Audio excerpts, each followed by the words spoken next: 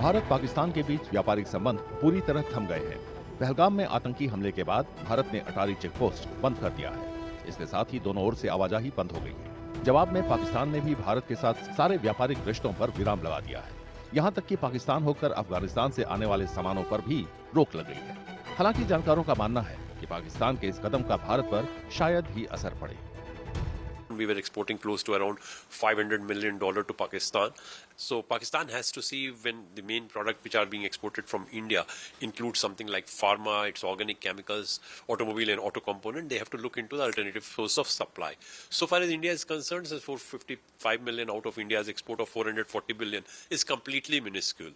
So probably the challenge will be more from the Pakistan side rather than making any impact on India.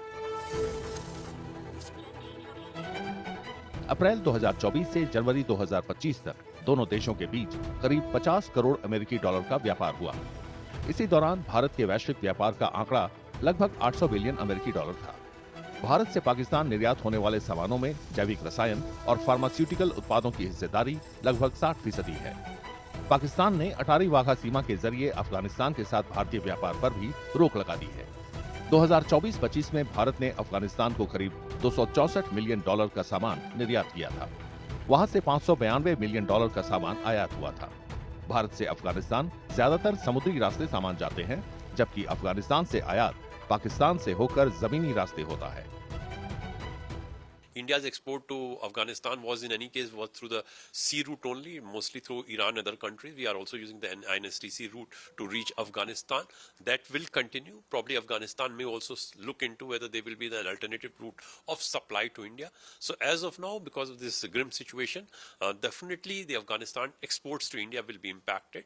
If I'm looking into the data, based on the last year data, it was close to around $650 million. India's export to Afghanistan was around $350 million. Pakistan ने तीसरे पक्ष के व्यापार पर भी रोक लगा दी है। इससे भी अफगानिस्तान से भारत को निर्यात में कमी आ सकती है। अफगानिस्तान को भारत में निर्यात के लिए समुद्री रास्ता अपनाना पड़ सकता है। इससे भारतीय आयातकों के लिए कीमतें बढ़ सकती हैं।